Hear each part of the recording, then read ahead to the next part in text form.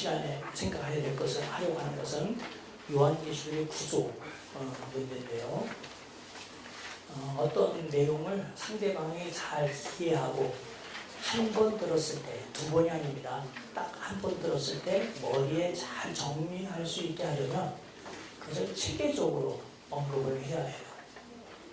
요한계시록의 구조, 물론 다른 책의 구조도 그렇습니다만 요한계시록의 구조는 특별히 우리가 생각할 것이 있는데, 우리는 성경책을 가지고 글문화 속에 살면서 책을 읽다가 피곤하거나 읽기 좀 어려운 상황이 있으면 적어놓고 쉬었다가 다음에 또 읽고 그러잖아요. 근데 고대에서는 책을 개인이 소유하여 읽지 못했습니다. 기껏 글이 나눠서 읽는다면 한 사람이 책을 읽어주고 다른 사람은 들어서 그 책의 내용을 아는 방식이었어요.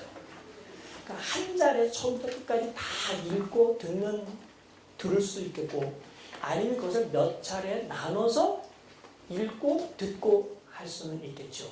어쨌든 개인이 자기가 눈으로서 확인해가면서 성경을 읽는 것이 아니라 누군가 읽어줘야 된다는 겁니다. 이게 요한계시록 1장 3절에 언급된 내용이에요. 이 예언의 말씀, 즉 요한계시록의 말씀을 읽는 자는 단수예요. 한 명이에요. 교회 감독이나 목사님이 아마 읽어줬겠죠. 듣고 지키는 자들인데 우리나라 말에 이렇게 복수형을 쓰진 않았어요. 같은 부류입니다. 듣고 그 다음에 지키는 자들, 교인들이에요. 요한계시록 22장은 우리가 짧다면 짧지만 또 길다면 무척 긴 내용을 담고 있는 책입니다. 보통 이야기를 이렇게 길게 하는 사람은 없어요. 당시 구전 문화에서 이처럼 긴 이야기를 쉬지 않고 하나의 스토리로 이야기한다는 것은 상대방을 죽이는 일입니다. 그래서 그렇게 하지 않고 짤막한 이야기를 반복하거나 비슷비슷한 이야기를 통하여 같은 주제를 사람들에게 알리는 것이 가장 좋은 이야기하는 사람, 스토리텔러라고 말할 수 있어요. 요한계시록에 있는 이 상황을 이해할 수 있는 좋은 샘플이 예수님의 비유의 말씀입니다. 비유를 연구하는 학자들에 의하면 예수님의 비유는 무척 짧아서 한 번 듣고 기억할 수 있을 만한 분량이라는 거예요. 예수님의 비유 중에 제일 긴 비유가 탕자의 비유입니다. 누가복음 15장 11절부터 32절, 그러니까 한 22절 정도 되는 것이 가장 긴 비유, 이야기고, 대부분은 그보다 다 짧습니다. 그래서 한 번 들어서 딱 기억할 만한 분량이 가장 좋은 이야기 분량이에요. 두 번째는 아까 말씀드린 것처럼 한 번 듣고 언제 또 듣게 될지 모르기 때문에 한 번 들었을 때 그 이야기를 머릿속에 각인시키려면 그림 용어를 써야 돼요. 요즘 얘기로 하면 연상법, 연상할 수 있는 내용, 또는 사고의 그물에 걸 수 있는 내용을 얘기해 줘야 돼요. 좋은 정보, 인포메이션을 전달해 주는 것이 아니라 사람들과 공유할 수 있는, 커뮤니케이션 할 수 있는 내용이니까 이미 독자들이 들을 준비가 잘 됐고 자기들이 친숙한 용어들을 써서 이야기를 해줘야 사고의 그물에 한 방에 딱 걸리지, 그렇지 않고는 걸리지 않아요. 앞에서 저는 요한계시록을 편지글과 예언서뿐만 아니라 예언의 말씀뿐만 아니라 묵시로 된 글이라는 것을 말씀드렸고, 그걸 설명하기 위해 아주 장황하게 설명을 드렸어요. 이 이야기는 요한계시록 읽는 데 있어서 아주 절대적으로 중요하기 때문입니다. 요한계시록은 사실 짧은 이야기들, 또는 요한이 보거나 요한이 들은 환상 내용으로 이루어져 있어요. 요한은 이것을 표현하기 위해서 내가 봄에 라는 단어, 헬라어로 에이돈, 블레포 동사의 부정관용 에이돈이라는 단어를 많이 썼고, 들으니, 에쿠사, 아쿠 동사의 부정관용형을 써서 자기가 지금 쓰고 있는 이 내용들이 짤막한 시각 환상과 또는 시각 계시와 청각계시 또는 청각환상으로 이루어졌다는 것을 알려줍니다. 그렇게 해서 딱 모아봤는데 그 편린들이 또는 그 장면들이 얼마나 많은지 요한계시록 22장 분량만큼 돼요. 자, 그럼 이것을 요한은 처음부터 일관된 이야기로 썼을까? 아니면 또 다른 어떤 방법으로 썼을까? 하는 거예요. 여러분들이 요한계시록의 구조를 이해하는 데 있어서 절대적으로 필요한 도움이 되는 책이 비일의 요한계시록 책 중에 요한계시록의 구조와 기획이라는 장인데요. 209쪽에서 274쪽에 있습니다. 무척 중요한 본문이니까 내용이니까 읽어보시면 좋겠어요. 거기서 비일 교수는 통상적으로 요한계시록의 구조를 설명하기 위해서 어쨌든 오랜 역사를 가지고 있었던 순수 미래주의적 학자들이 제시하는 방식, 그래서 일곱 나파, 일곱 인이 일렬로 시간에 연속적으로 이어지는 이야기라고 보는 것에 대해서 그렇지 않다라고 주장을 합니다. 그리고 또 하나, 요한계시록 전체의 구성을 나타내는 데 있어서 아주 중요한 요절 구절로 사용하고 있는 본문이 요한계시록 1장 19절인데 이 1장 19절 내용이 순전히 미래주의자들이 주장하고 있는, 즉 1세기의 일도 아니고 현재 우리가 살고 있는 시대의 일도 아니고 예수님의 재림 무렵에 일어날 것이라고 보는 것이 미래주의자들이거든요. 미래주의자들이 보는 그런 구성으로 된 것이 아니라는 것을 무척 설득력 있게 설명합니다.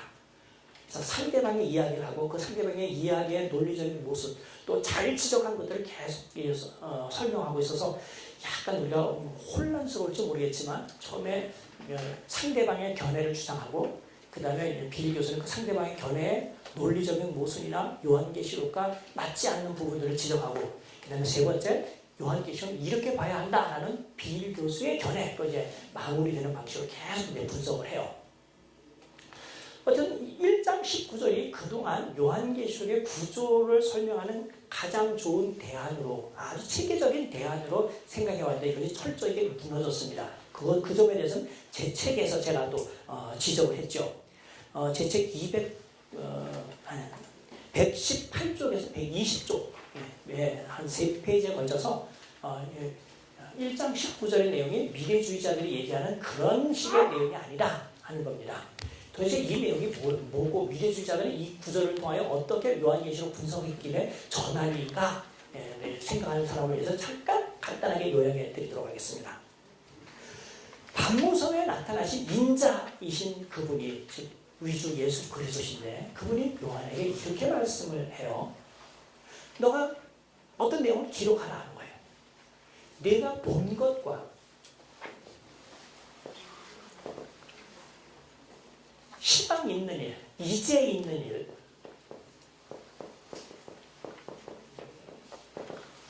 그리고 장차 될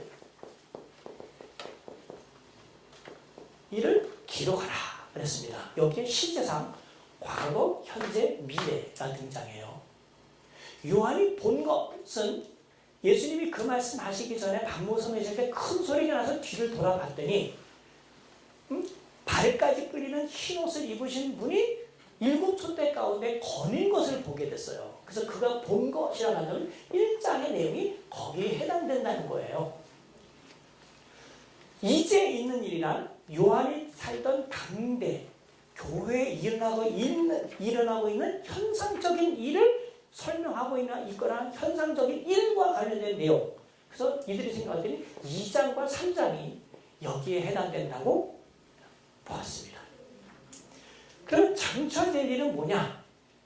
장차될 일은 이미 4장부터 시작해서 22장까지가 장차될 일을 기록한 것이라는 거죠. 그럼 장차될 일 중에 물론 여러 가지 장면들이 많이 있지만 그 중에 가장 중요한 어떤 요한계시록 이야기 구성에 결정적으로 절대적으로 영향을 끼치는 7인 6장 7장에 나오는 거지만 4장부터 다시 나가면 6, 7장에 나오는 이 일, 그 다음에 7 나팔이 있는데 이거는 8장부터 9장에 나오고요. 조금 더 정확히 얘기하자면 8장부터 11장까지가 여기 해당됩니다. 그리고 7대접이 있어요. 7대접. 이거는 16장에 언급되어 있지만 15장에서 이미 7대접과 관련된 이야기를 해주니까 15장과 16장이 여기 해당된다고 볼 수 있겠습니다. 그래서 이 장차 될 일은 어쨌든 4장부터 22장이 다 미래에 될 일인데, 이 미래는 요한 시대서 입장에서 미래만이 아니라 지금 이 주석을 쓰고 있는 19세기 말 20세기 초연 중엽에 있는 학자들까지 볼 때도 이것이 그 자기들 입장에서도 미래될 일이래요. 그리고 그 미래된 일들이 시간적인 순서에 따라서 일어나는데 7인에 관계되는 일이 먼저 일어나고, 그 7인 중에 마지막 7번째 인이 딱 띄어질 때 바로 이어서 7나팔을 가지고 있는 천사들이 탁 튀어나와서 7나팔을 불 준비를 했으니 시간적으로 7나팔은 7인 다음에 일어날 사건들을 언급해 준다는 거예요. 그 7나팔 중에 이게 순서적으로 이제 설명이 되는데, 나중에 제가 이거 설명할 때 다시 구조를 다시 또 설명하겠습니다. 7번째 천사가 나팔을 부니까 아주 엄청난 일들이 일어나요. 그리고는 바로 소개를 해줘. 중간에 제가 여기 쓰지 않은 12장부터 14장 사건, 이거 굉장히 중요한 사건인데, 여인과 사내아이와 용, 바다에서 나온 짐승, 땅에서 올라온 짐승 이야기가 여기 언급됐습니다. 그리고 7대접 이야기 있는 것을 보니까 이게 다 시간적인 순서로 쫙 엮여서 나온다는 거죠. 그래서 뒤로 가면 갈수록 다 이 이후 사건보다 뒤에 일어날 일이라고 생각되고, 마지막에 20장 1절부터 6절에 나오는 1000년 동안 왕노를 한다고 하는 그 1000년 왕국설은 어쨌든 이 모든 사건 뒤에 일어나야 된다라고 이해하는 거예요. 아마 이 중에서 이런 식으로 요한계시록의 구조를 이해하고 있거나 또 이렇게 설명하는 사람들을 많이 들어보셨을 거라고 생각이 돼요. 이게 결정적인 문제는 뭐가 있냐? 우선 제 책에서 밝힌 것 이외에 이것 자체의 논리적인 모순은 뭐냐면, 요한계시록 중간중간에 현재 일어난 일들이 많이 등장한다는 거예요. 4, 5장 다음에 6장 9절부터 11절에 보면 죽임을 당한 영혼들이 제단 앞에서 하나님께 이렇게 부르짖는 것이 있습니다. 대주세요. 우리의 원수를 왜 지금 안 갚아주십니까? 현재 박해를 당하고 있다는 것을 이야기하고 있어요. 대주제께서 잠깐 기다려라, 참아라. 그냥 너희 동무도 너처럼 죽임을 당하여 그 수가 찰 때까지 기다려라. 얘기한 걸 보면 그 당시 시점에서 이 이야기를 했다는 느낌을 받을 수 있습니다. 만일 굳이 이거는 미래에 있을 어떤 시점에 아직 역사가 끝나지 않은 것을 보고, 즉 천년왕국 임하기 전에 사람들이 이야기하는 것이라고 굳이 설명한다면 할 수 없지, 그냥 알았습니다. 그럼 다음 걸 내가 증명하겠습니다 하고 다음 제시를 해야 되겠죠. 그래서 일단 6장도 원래는 당시에 있는 상황을 설명해 주고 있어요. 더 결정적인 사건은 지금 완전히 미래에 일어날 사건들이 순서로 일어나고 있다고 하는 이 상황 속에 12장 1절부터 6절을 보면, 12장 1절부터 6절을 보면 여자와 사내아이와 용 이야기가 나와요. 지난 시간에 잠깐 말씀드렸지만 이 사내아이는 장차 철장으로 만국을 다스릴 자로 되어 있어요. 다윗이 시편 2편을 쓴 이후에 이 구절이 적용된 사람은 이 세상에 아무도 없었어요. 신약의 성경 저자들은 시편 2편 7절과 2편 9절을 인용하여 우리 주 예수 그리스도께서 다윗의 후손으로 태어나셔서 시편 2편에 언급된 메시아 시를 또는 왕위 등극 시를 궁극적으로 성취하신 왕이신 분이다 라고 해석을 해요. 그래서 여기서 이미 초대교회가 알고 있는 다윗의 후손으로 오신 만왕의 왕 만주의 주이신 분, 바울도 이야기했듯이 이 세상에 많은 주라는 이름을 받는 사람이 있지만 실제 주는 단 한 분이신데 우리 주 예수 그리스도시다. 고린도전서 8장 한 4, 5절쯤에 있는 내용이에요. 거기에 있는 내용을 보면 이건 예수 그리스도 이야기라는 걸 알 수 있어요. 두 번째, 그가 태어나서 용에게 잡혀 먹지 않고 하나님의 부름을 받아 하늘로 올라간 이야기는 예수님이 태어나서 이 땅에 사시고 승천한 이야기를 담고 있는 거니까 이거는 요한이 이 글을 쓸 때 이미 과거에 일어난 일을 담고 있거든요. 그러니까 요한계시록이 무조건 미래적인 일을 순서적으로 전개하고 있는 것이 아니라는 것이 여기서 드러나요.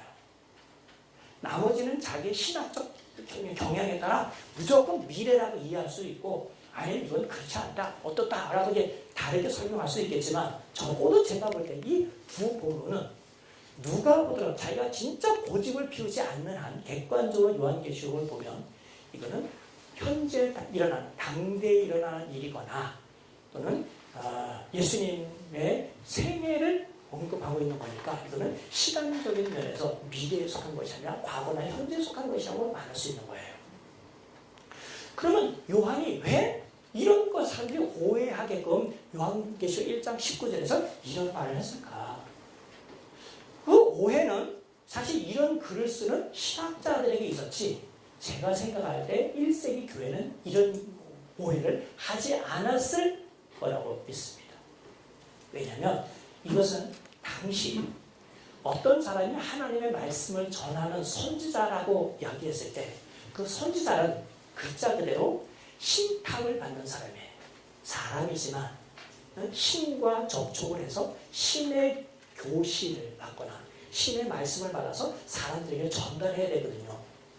누가 보든 사람인 존재가 하나님의 것을 전달한다고 했을 때 과연 그가 신의 전령으로서의 자격을 갖췄는지 의문이 될 거예요.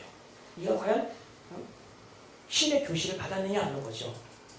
당시에 하나님의 계시를 받는다는 것은 예레미야서 23장에 잘 언급되었다시피 무척 중요한 부분입니다. 예레미야 23장에 보면 하나님의 어전에 올라가서 하나님의 어전 회의에 참여하여 거기서 하나님부터 직접 메시지를 받아서 세상에 전하는 거예요.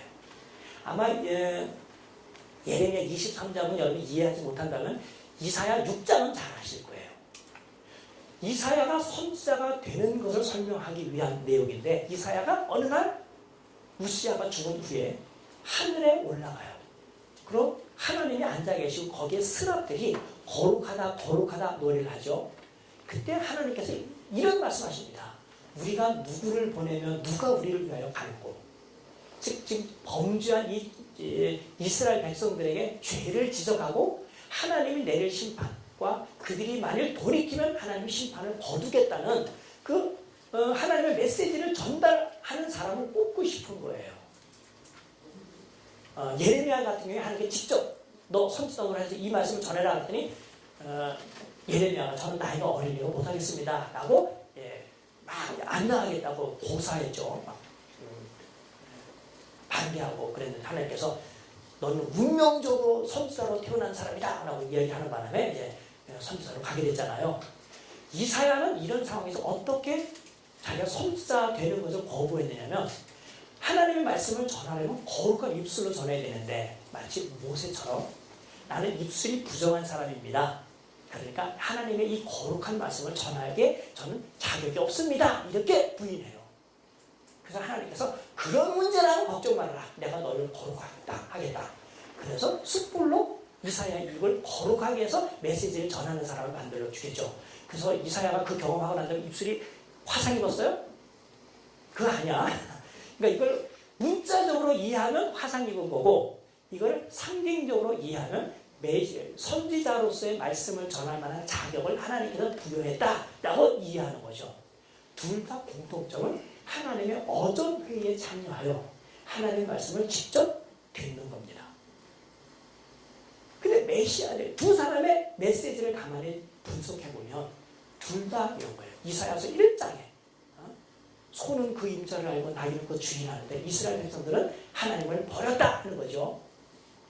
하늘이여 들으라 땅이여 귀를 기울이라 하면서 이야기합니다. 과거 하나님과 이스라엘이 맺었던 언약에 호소하면서 이야기를 해요. 지금 이스라엘 상황은 어떤 상황입니까? 하나님께 제사를 잘 드리고 있어서 자기들이 잘못했다는 것을 생각하지 못하고 있는 거예요. 그래서 하나님께서 뭐라고 그래요? 누가 제발 저 성전문을 닫아서 저 사람들이 그런 행동, 마음이 변화되지 않은 상황에서 제사 드리는 의식적인 행위 하는 것을 좀 못하게 했으면 좋겠다라고 했으니 현실 분석한 거죠. 그 다음에 하나님께서 이사야에게 이야기합니다. 북방으로부터 사람들이 내려와서 이 백성들을 칠 거다. 미래적인 내용이에요. 그러니까 선지자가 하나님의 말씀을 전하려면 과거, 현재, 미래와 관련된 내용을 다 알고 있어야 돼요. 전지입니다. 그런 구약의 선지자의 자격성과 관련해서 요한은 지금 1세기 교회에게 하나님의 말씀을 전하는데, 즉 예언의 말씀을 전하는데, 신약의 사도이면서 동시에 신약의 선지자로서 하나님의 말씀을 전하려면 어전 회의에 있는 즉 초시간적인 내용, 과거, 현재, 미래의 내용을 통달해야 되겠죠.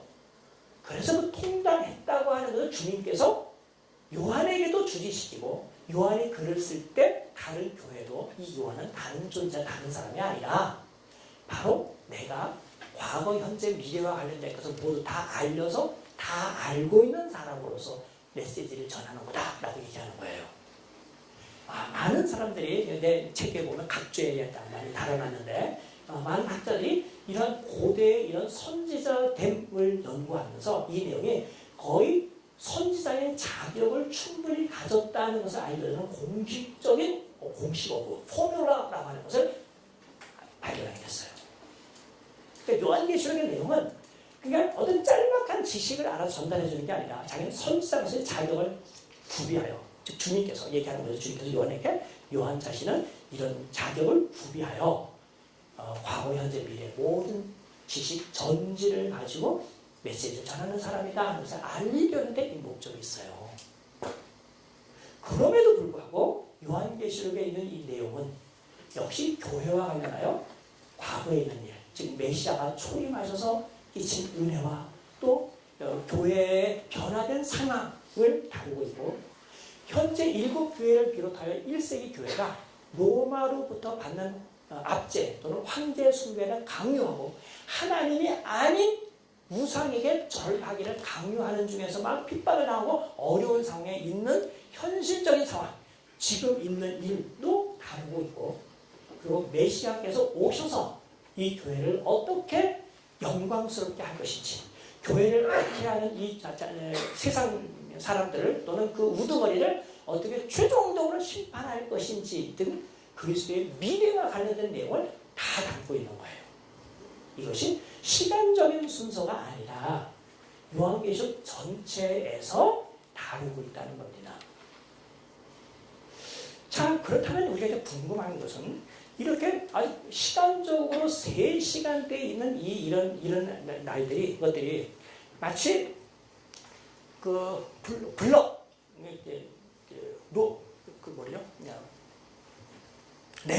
레고 블럭을 쫙 엎드려서 했든지 빨간색, 노란색, 파란색, 초록색, 녹색, 이게 색깔도 이제 흩어져 있고, 그 다음에 이것을 뭐 여러 가지를 만들 수 있겠지만, 원래 이제 그 레고 상자에 보면은 성이 있고, 거기에 성을 지키는 그 파수대 뭐 이런 것을 만들도록 만약에 기획이 됐다면 이 모양이 다 흩어져 있는 거예요.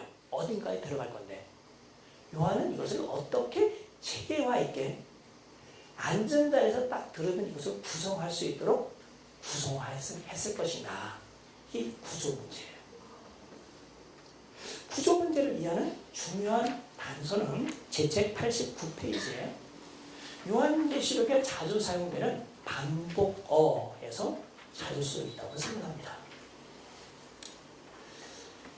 이 점에서 저나 비일교사나 똑같아요. 다를 바가 없어요. 일단 이 요한계시록을 보면 반복에서 나타나는 것 중에 하나가, 가장 큰 반복어 전체를 이해할 수 있는 것은 내가 성령에 감동되어 라는 용어입니다. in the spirit예요.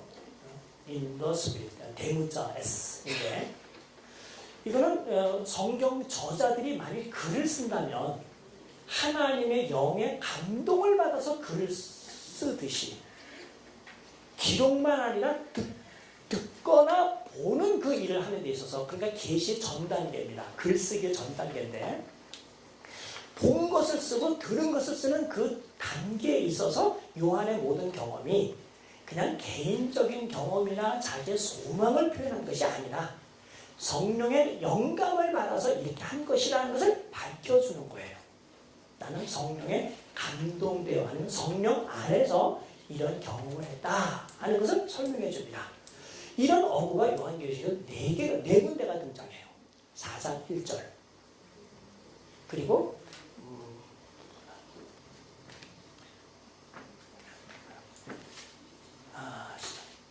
1장 10절. 아니요. 어찌되면 갑자기 있습니다. 1장 10절 반모섬을 설명하는 데 있어서 1장 10절에 하나 등장하고, 4장 1, 2절에 등장하고, 17장 1, 2절에 등장하고, 21장 9절, 10절에 등장합니다.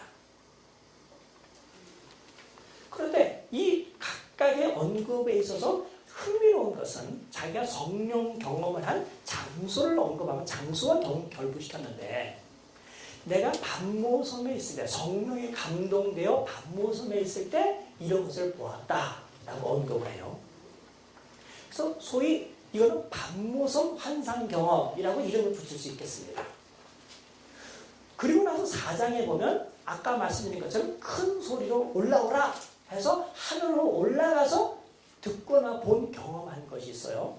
그래서 하늘에서 본 환상, 하늘에서 들은 환상 경험입니다. 그것도 성령 안에서 이루어졌어요. 이 이야기는 무척 깁니다. 그래서 4장부터 16장까지 계속되고 17장에 가서 갑자기 분위기가 바뀌는데, 내가 성령 안에서 광야 경험을 해요. 광야라고 하는 장소로 갑자기 옮겨집니다. 하늘에서 광야로 딱 내려와서 경험을 하는데, 그가 광야에서도 혹독한 시련을 받는 것과는 아무 관계가 없이 그가 거기서 본 것은 큰 음녀가 멸망하고 큰 성 바벨론이 멸망하고, 그 다음에 왕의 왕, 만왕의 왕, 만주의 주, 충신, 말씀, 로고스라고 이름 불리는 그분이 와서 세상을 심판하는 이야기를 그리고 있어요. 그리고 1000년 동안 왕노릇한 이야기, 또 큰 백보자가 있어서 하얀 보자가 있고 사람들이 그 앞에 서서 심판을 받는 이야기 등 언급된 내용이 그렇습니다. 그리고 갑자기 네 번째 성령 감동은 감동된 것은 분위기가 바뀌어요. 21장 9절 10절 했는데, 성령 안에서 내가 지극히 높은 곳에 올라가서 보는 경험입니다. 그때 요한이 보도록 초청받은 것은 어린 양의 신부를 보라고 초청을 받았고, 그가 높은 곳에서 어린 양의 신부를 보려고 딱 기다리고 있는데 그의 눈앞에 딱 나타난 것은 거룩한 성 예루살렘이 딱 나타나는 거예요. 그럼 우리 같으면 어떻게 얘기했어요? 아니 이건 말씀하신 거랑 다르지 않습니까? 응? 어린 양의 신부를 보여준다고 했더니 왜 여자는 온데간데 없고 도시만 내 앞에 나타났습니까? 누가 도시 본다고 했습니까? 이렇게 따지지 않고, 요한은 이 도시가 자기 앞에 딱 와 있는 큰 성 새 예루살렘이 어린 양의 신부로 이해한 거예요. 자, 그 다음에 그 이야기가 22장 마지막까지 되어 있습니다. 제가 볼 때는 요한계시록의 큰 단락은 이 성령 안에서 이루어진 단락으로 이루어질 수 있어요. 그럼 넓게 잡으면 요한계시록 1장 1절부터 8절 혹은 9절까지 요한계시록 서론에 해당돼요. 전체 서론, 편지의 서론. 그리고 나머지는 끝에 가서 주 예수 그리스도의 은혜가 너희 우리와 함께 있을지어다라고 결론 부분 하기 전까지 요한계시록을 본론이라고 한다는, 이 본론은 성령 안에서 본 경험으로 나눌 수 있어요. 그래서 1장 10절부터 3장까지는 반모섬 경험인데, 반모섬에서 그리스도가 어떤 분이신지를 본 것과 거기서 현재 교회가 지금 어떤 형편에 있는지, 어떤 문제로 고민하고 있는지, 이 교회에 대한 주님의 이해는 어떤 것인지에 대한 설명을 들어요. 소위 일곱 교회 환상을 보게 되는 겁니다. 딱 그렇죠. 첫 번째 정리가 됐죠? 그 다음 두 번째 경험은 하늘에 올라가서 본 환상 경험인데, 물론 성령 안에서 이루어진 거예요. 분량은 무척 깁니다. 요한계시록 본론 중에서 가장 노른자위, 알짜배기에 해당되는 거예요. 딱 근데 이것을 어떻게 나눌까? 아주 나누기가 쉬워요. 이해하기 쉽도록 하기 위해서 일곱인 이야기를 해줍니다. 일곱인 이야기는 아까 말씀드린 것처럼 6, 7장에 있지만 그 6, 7장의 일곱인 이야기의 예고편으로서 일곱인이 어디서 나왔는가? 종이 둘둘둘러 많은 거에 인봉한 그 책에서부터 나오잖아요. 그 책은 누가 가지고 계신가? 보좌에 앉으신 분에게서 나온단 말이에요. 그래서 보좌의 그 이야기를 거꾸로 거슬러 올라가면 4장에 나오는 내가 보니 보좌가 놓여있고 거기에 앉으신 분이 계신데 거기에 무지개가 있고 큰 보석이 있더라 하면서 그분의 이름은 얘기하지 않고 이런 식으로 그분에 대한 설명을 해요.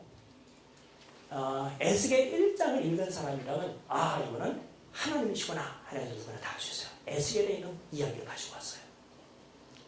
그리고 그 보좌에 앉으신 분을 중심으로 그 주변에 있는 인물들을 딱 요약합니다. 내생물도 나오고 24장로도 나오고 그 앞에 어린 양도 있고 7 등불 혹은 어린 양이 7 눈에 대한 묘사가 나와요. 이게 4, 5장 이야기예요. 그 중에서 그분이 가지고 있는 두루마리 책에 봉된 7 인복을 뗄 자가 누군가에 관심이 쏟아져 있고 그 뗄 분은 바로 보좌에 앉으신 분 바로 앞에 있는 어린 양. 옛날에 죽은 것 같더라. 죽임을 당한 것 같더라. 죽임을 당했다. 지금은 살아났다는 거예요. 죽었다 살아났다는 이 말로서 초대교회가 신앙을 고백하고 있는 예수 그리스도를 묘사해요. 그래서 예수 그리스도가 인봉을 떼시는 분이라는 거죠. 그리고서는 딱 나오는 것이 일곱인 이야기입니다. 벌써 그 중간 단계에 있는 이야기의 한 이야기가 우리가 딱 이야기를 할 수 있어요. 그 이야기의 끝부분에 가서 보면 요한계시록 8장 2절부터 4절, 2절부터 5절에 나오는 내용인데 그 내용을 가만히 보니까 일곱째 천사가 그분이 어린 양 일곱째 인을 딱 뗄 때 7 나팔을 가진 천사들이 나옵니다. 그러면 7째 천사들이 그 다음에 나팔을 하나씩 불어요. 도대체 이것이 뭐냐? 이 문제는 무척 중요한데요. 비일 교수는 지금 이 책에서 이 8장 2절부터 5절의 요한계시록에서 얼마나 중요한가 하는 것을 지금 1장 19절을 중심으로 요한계시록의 과거, 현재, 미래로 아주 엄격하게 나눈 이 구조법이, 즉 미래주의적 구조법이 얼마나 잘못되어 있는가, 요한계시록을 잘못 읽고 있는가 하는 것을 밝혀요. 잠깐만. 제가 추천하는 275페이지부터, 209페이지부터 200, 좀 긴다면은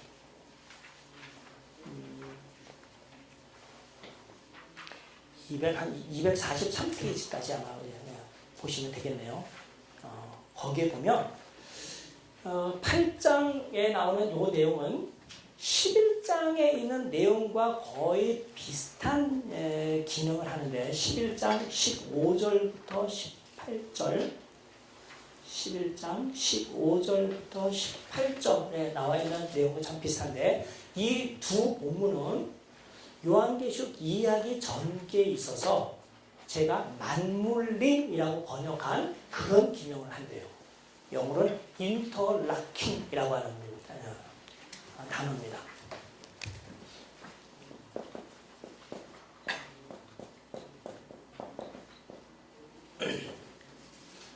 그러니까 요한계시록 요 이야기가 일곱인 이야기가 나오고 그 다음에 바로 이어서 7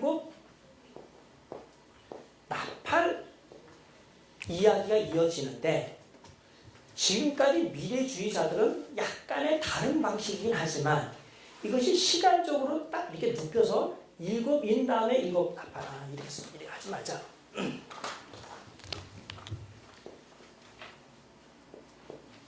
이렇게 이어진다고 이해해 왔었어요. 7인 시간적으로. 근데 이분은 이런 것이 아니라 이것과 이것이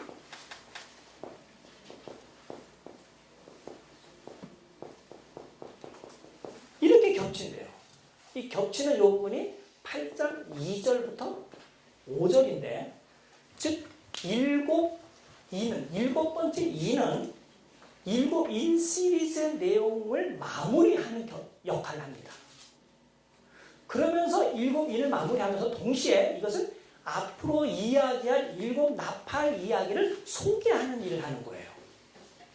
그러니까 전 이야기, 앞의 이야기에 있어서는 컨클루전, 결론이고, 그 다음 이야기에 있어서는 인트로덕션이라는 거예요. 그것을 어디서 찾느냐 하면 거기에 사용된 용어 중에 3절에 보면은 그 일곱 번째 천사가 어린 양이 일곱 번째 인을 딱 떼자 향로를 가진 천사가 나오는데, 그 향로는 성도들의 기도라는 언급이 있고요. 그 다음에 그런 것을 딱 성도들의 기도가 하늘로 막 올라가는 그 무렵에 일어나는 자연 현상이 우레와 음성과 번개와 지진이 일어나는 일이 일어난다는 거예요. 첫 번째 기도와 관련해서는 인재앙 중에 일곱 번째 인을 뗐을 때 일어나는 일, 아까도 언급했지만 죽임을 당한 사람들이 하나님 앞에서 하나님 우리의 원수를 언제나 갚아주시겠습니까? 라고 하나님께 탄원하는 이야기가 있어요. 일종의 기도인데, 그때 그 기도나 여기에 나오는 기도나 역사 가운데 있는 성도들의 기도라는 점에 공통점이 있다는 거예요. 그리고는 이 기도는 지금 역사가 진행 중에 일어나는 기도이라는 점에서 교회의 현재 상황을 언급을 해줘요. 그래서 동시에 우레와 지진이라는 것은 하나님께서 세상을 심판하실 때 나타나는 하나님의 심판이 지금 이루어집니다. 심판하신 하나님이 여기에 계십니다 하는 것을 알려주는 성경적으로 오랜 역사를 가지고 있는 언급이에요. 그래서 이것은 하나님의 심판 상황이니까 이것은 종말론적 언급인 거죠. 그래서 현재적 상황과 종말론적 상황이 동시에 여기 등장하는데, 똑같은 내용이 일곱 나팔 이야기 끝나는 그 즈음 일곱 번째 천사가 나팔을 불 그때도 그대로 나타나요. 그래서 이것은 앞의 이야기를 결론 지어서 다음 이야기를 또 설명하는, 즉 두 이야기를 서로 연결시키면서 서로 맞물리게 만드는 인터락킹 기능을 하고 있다라고 이제 보는 거죠. 그래서 이런 식으로 두 이야기가 연결이 돼요. 그럼 이 이야기는 어떻게, 시간적으로는 어떤 관계가 있을까? 그건 좀 이따 하고, 어쨌든 생각하세요. 어떤 관계가 있는지. 그래서 나팔 이야기가 한 이야기에 또 됩니다. 그럼 나팔 이야기하면 사람들은 이야기가 쉬워요. 일곱 번째, 첫 번째, 두 번째, 세 번째, 네 번째, 다섯 번째, 여섯 번째, 일곱 번째 이야기가 쭉 나오니까 이야기로서 한 이야기로서 얼마든지 생각할 수 있습니다. 이게 두 장에 걸친 이야기든지 네 장에 걸친 이야기든지. 그래서 한 이야기를 끝내요. 그러고 나서 세 번째 일곱 대접 이야기를 하는데, 그 사이에 앞에 있는 일곱 인과 일곱 대접 이야기가 왜 이런 식으로 나는지, 또 그 다음에 이야기할 일곱 대접 이야기가 왜 이렇게 진행되는지, 이 사건을 해석하거나 이해할 수 있는 해석학적 열쇠를 제공해 줘야 되잖아요. 이야기적으로. 그래서 이 12장, 14장은 요한계시록 중에서 그 노른자 중에서도 핵에 해당돼요. 요한계시록 전체에 일어나는 이야기가 과거, 현재, 미래와 관련된 이야기가 일어나고, 조금 이따 제가 구조를 말씀드릴 그 구조로 되어 있는 이유가 무엇인지, 그 까닭이 무엇인지 알려주는 해석학적 열쇠와 같은 역할을 한다는 것이죠. 이게 뭐냐? 한마디로 그리스도께서 오셨기 때문이라는 거야. 그러면서 그리스도께서 오셔서 그동안 교회를 박해하고 교회를 참소하던 자에 대해서 결정적인 패배를 이뤄놨을 뿐만 아니라, 그럼에도 불구하고 여전히 교회가 박해를 받는 환경 속에 있다 하는 것이 그 구체적인 내용입니다. 그래서 이것도 그 다음에 바다에서 나온 짐승, 땅에서 올라온 짐승, 이 짐승 이야기, 용 이야기로서 이야기를 하고 있기 때문에 이건 또 이야기를 금방 이해할 수 있어요. 시오. 그래서 한 이야기가 여기서 끝납니다. 그리고 나서 일곱 대적 이야기를 소개하는 거죠. 그렇게 된다면 4장부터 16장까지가 꽤 긴 장면이긴 하지만 하나, 둘, 셋, 네 이야기로 구성되어서 전체 내용을 우리 머릿속에 딱 담아놓을 수 있을 만큼 아주 짜임새 있는 구조로 되어 있어요. 여기가 두 번째 성령 안에서 이야기입니다. 세 번째 성령 안에서 이야기는 지금까지 이야기가 하나님의 백성에 상대적으로 초점을 맞췄다고 한다면 또 그들을 구원하거나 세상을 심판하시는데 역사 가운데 일어나는 부분적인 심판을 하시는데 초점이 맞췄다고 한다면 이 뒤로 갈수록 이야기가 점점 강렬해지고 압축되어지고 그 다음에 그 상황이 좀 더 혹독한 상황에 있습니다. 그래서 17장 1절 2절에 보면 자기가 성령에 감동하여 광야에서 본 경험을 이야기했습니다. 이 광야 경험의 핵심은 17장 18장에 언급된 큰 음료와 바벨론이 결정적인 패배를 당해서 다시는 눈에 띄지 않을 만큼 완전한 심판을 받는다는 이야기예요. 그리고 나서 19장에서는 이렇게 원수들이 완전히 제거되니 남은 자들은 누구만 있겠어요? 한 백성들은 남겠죠. 그래서 그동안 이 땅에서 핍박을 받느라고 고생했던 그 사람들이 완전히 하나님의 백성만 남았다는 것을 알게 되면서 그들을 어린 양의 신부라고 칭하고 어린 양이 하나님 나라 잔치를 베풀 때 초대하겠다고 이야기했던 혼인집에 초대를 받은 손님으로 이야기가 거기서 이제 묘사가 돼요. 그러자 그들이 이렇게 이야기합니다. 하나님께서 앞에 언급한 큰 음료와 바벨론을 심판하신 건 정말 잘하십니다. 하나님 의롭고 정말 진실 대신 심판자로서 그런 일을 하셨습니다. 하나님의 심판은 의롭고 참되도다 라고 찬송을 부르는 것으로 이야기했어요. 사실 시간적으로 따진다면 이제는 도전할 자도 없고 하나님을 위해서 공격하는 사람들이 없으니 이야기 끝나고 그 다음에 더 영원한 세상에 관계되는 묘사를 하는 게 더 좋지 않아요? 아마 22장 내용이 바로 여기에 언급돼야 될 거예요. 정확히 얘기하면 19장 10절인데 10절 다음에 바로 22장 이야기가 돼야 돼.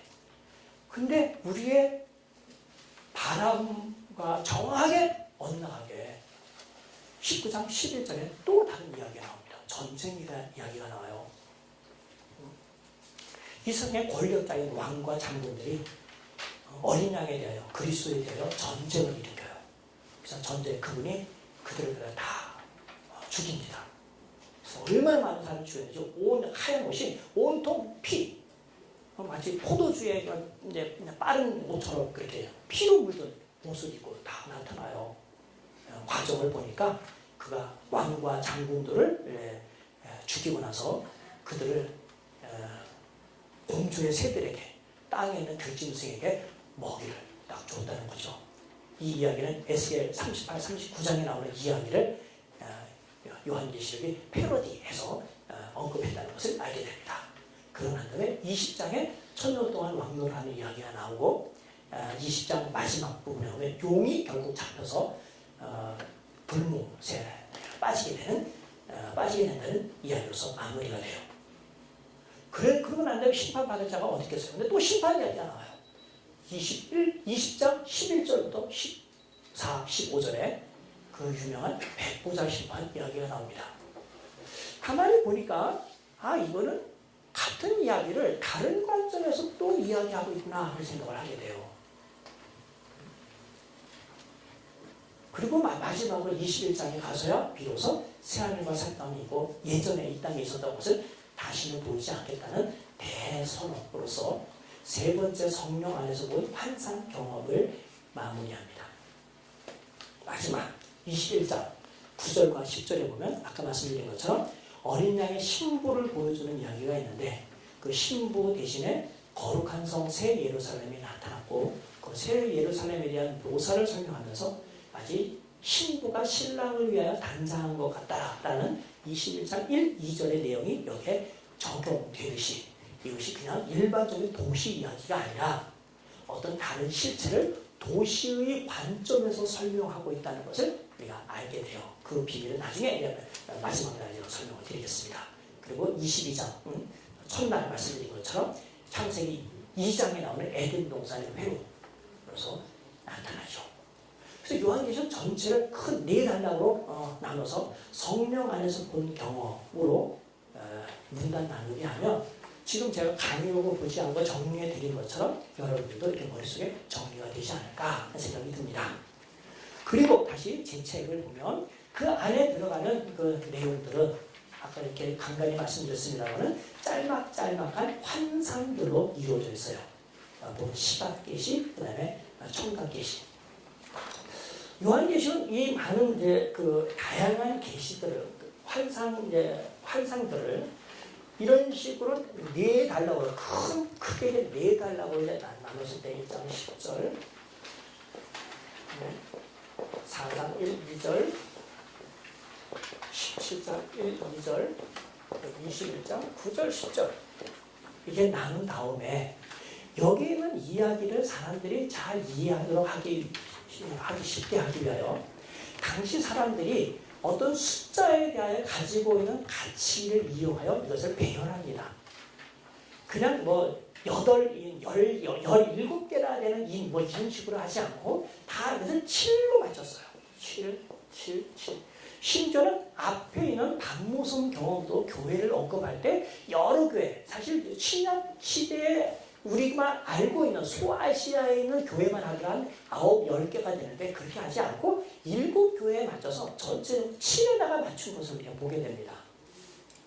그건 7인, 7나팔, 7대접 시리즈를 이야기하면서 이것도 그냥 7개를 그냥 순서대로 쭉 하는 것이 아니라 가만히 보면 7개의 순서를 이야기할 때 인을 보면 첫 번째부터 4개의 인은 그냥 아무런 논평도 없이 그냥 순차적으로 시퀀스로 그냥 쭉 나타나요. 하나 다음에 둘, 둘 다음에 셋, 셋 다음에 넷 이렇게 나타나요. 나팔도 마찬가지입니다. 첫째 선사 나팔을 보니 두 번째 선사 나팔을 보니 셋째 해서 네까지 나와요. 그래서 1 플러스 4가 처음부터 1 플러스 4가 첫 번째는 4개가 순서대로 나옵니다.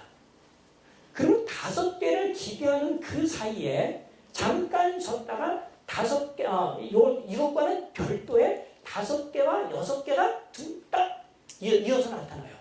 7 나팔도 마찬가지입니다. 앞으로 세 화가 남았다. 라고 해놓고서는 화를 소개하는데 첫 번째, 두 번째 화까지 소개하고는 잠깐 쉬어요. 그 다음에 여기 뭐가 있냐, 소위 막간이라고 하는 제법 긴 이야기, 한 장에서 2장 정도 분량되는 막간 이야기로서 마치 이 이야기, 7인이나 7대접 나팔이 이야기가 끝난 것처럼 이렇게 언급을 해줘요. 그리고 나서 마지막에 7번째인 7번째 나팔로서 4 플러스 2 플러스 막간 플러스 1 이런 구조로 언급을 해놨습니다. 왜 그랬을까? 이건 아마도 4라고 하는 숫자가 지니고 있는 의미 때문일 거예요. 7은 완전수로 우리가 많이 이해하고 있는데 이런 문제가 지금 여기서 다루는 이야기가 비록 짤막한 이야기지만 이 역사에 일어나는 것을 완벽하게 다룬 것이다. 하나님의 구원 계획에 대한 완벽한 계획을 표출하는 것이다. 하는 것을 보여주고 있다고 한다면 4라는 것은 보편성 또는 우주성을 가리켜요. 즉 이스라엘에 제한되어 있는 생각이 아니라 이스라엘의 영역을 넘어 전 세계적, 범우주적 이라는 뜻입니다. 한 나라, 한 언어, 한 민족에게만 한정된 게 아니라 누구누구나에게 라는 것을 우주성과 보편성을 언급한다면 인과 나팔 재앙을 통해서 이 모든 것이 우주적인 범위를 가지고 있다는 것을 특별히 강조하고 있는 거예요. 이 이야기를 계속 한다면 이 이야기의 의미를 잘 모를 텐데 막간을 통하여 이 사건의 즉 중요성, significance를 알려줍니다. 잠깐 쉬어가기 정도가 아니라 이것은 이런 해석학적 관점으로 해서 이해됩니다 하는 걸 보여주는 거예요. 그래서 요한계시록은 정말 잘 짜여진 문학적 구조로 되어 있습니다. 문제는 학자들의 견해가 늘 일치하지는 않는다는 거. 그렇지만 현재 지금 제가 보고 있는 이런 이제 관점으로서는 꽤 많은 학자들이 요즘 동조하고 있고요. 제안을 많이 하고 있어서 우리가 머릿속으로 요한계시록을 딱 그리는 데 있어서 정말 편리하게 해놓았다고 생각이 됩니다. 그래서 일단은 오늘 구조가 이 정도 됐다는 걸 말씀드리겠는데 여러분들 궁금하실 거예요. 그동안 미래주의적 면에서 요한계시록에 있는 내용의 순전히 예수님의 재림 즈음에 일어나는 것이라고 이해했던 분위기에서 제가 요한계시록 1세기 당대 교회를 염두에 두고 이야기를 한 겁니다. 예수님의 초림과 재림이 있습니다 라고 이야기했지만 혹시 제 이런 설명이 얘는 미래적인 요한계시록에서 미래적인 내용은 없고 당대 상황 요즘 우리에게 일어나는 상황만 설명하고 있나 보다 이렇게 이해하고 있다면 이건 오해입니다. 요한계시록에서는 이런 식의 이제 문단 나누기를 하고는 제가 나눠드린 이 교재에 보면 아니면 제 책 91쪽부터 93쪽 96쪽에 보면 91쪽부터 96쪽에 보면 거기에는 여러 환상들이 어떤 이야기들로 구성되었는지 이것이 방금 전에 말씀드린 성령 안에서 요한이 본 이 환상들과 관련하여 어떤 그룹 속에 속하는지를 언급을 해놨는데 여기에는 그것을 좀 더 요약해서 이렇게 언급을 했어요. 첫 번째 요한이 본 성령 안에서의 본 환상이 반모섬의 그리스도 환상인데 1장 10절 3장 22절 서론과 7 교회가 여기에 해당된다는 것. 이건 누구도 이건 부인하지 않을 거예요. 4장부터가 구조가 복잡한데 4장 1절부터 16장 21절은 두 번째 성령 안에서 경험이고 이것은 하늘에서 본 환상이라고 말씀드렸잖아요. 여기에는 이야기가 4개가 있습니다. 환상 이야기에서 아까 제가 설명드렸던 7인 7나팔 그리고 여자 사내아이 용 두 짐승 이야기 그리고 7 대접인데 이게 사이클로 이루어졌어요. 사이클이라는 건 이야기의 시간이 과거부터 미래까지 무작정 쫙 달려가는 것이 아니라 어떤 시간대에 일어나는 것을 반복해서 보여준다는 거예요. 여기 혹시 음악을 전공하신 분이 계시거나 음악에 관심이 많이 있으신 분들은 음악적 용어로서 제1주제, 제15가 있고 제15의 발전부가 있고 그 다음에 제 현부라고 있어요. 그 제2 다음에 제2주제가 등장하면 제2주제, 제15, 발전부, 제 현부 제1주제가 다시 나타나고 1주제와 2주제가 얽혀서 발전하다가 1악장이 딱 끝납니다. 제 현이라고 언급된 단어가 영어로 recapitulation이라는 단어인데 앞에 제시된 1주제를 반복하는 거예요. 이 반복은 테이프 똑같은 것이 똑같은 내용을 이렇게 뺑뺑 돌듯이 다람쥐 쳇바퀴 도는 것이 똑같은 내용이 이렇게 똑같이 되는 게 아니라 같은 주제 내용이 약간의 발전과 다른 이야기로서 재현하는 거예요. 그래서 반복 이론이라고 하는 것은 자칫 오해될 가능성이 있고 저는 재현 이론이라는 것이 더 좋다고 생각이 돼요. 물론 제 책에는 반복이라는 단어를 썼지만 나중에 제가 재현이라는 단어를 생각해낸 거예요. 리캡피츄레이션은 이 내용을 반복합니다. 그럼 어떤 관점에서 반복하느냐? 저는 시간대에 있어서 반복을 한다고 생각해요. 즉 7인 7나팔은 각각 예수님께서 초림하셔서 초대교회에 일어나는 일, 현재 우리 시대에 일어나고 있는 일을 쭉 설명하면서 예수님의 재림 때에 일어나는 일, 최종적인 구원과 최종적인 심판으로 완성이 돼요. 이게 사이클 1에서 완벽한 시간을 한번 딱 아우릅니다. 초림 재림까지. 그리고 두 번째 사이클은 다시 1주제를 반복해요. 예수는 초림 때 일어난 일을 이번에 다른 관점에서, 즉 처음에 인의 관점에서 제시했다면 이번에는 나팔의 관점에서 제시하면서 앞에 있었던 이야기를 반복합니다. 그런데 뒤로 갈수록 반복하고 똑같이 반복되지 않고 이게 어느 정도 발전돼야 되잖아요. 스파이럴처럼 용수철처럼 이게 발전이 돼야 되기 때문에 그 발전을 어떻게 하느냐? 이야기를 강화시키거나 또는 수량으로서 더 많게 한다던가 아니면 이야기를 압축적으로 표현하는 방식으로서 이런 리캐피츄레이션, 재현을 하는 거예요.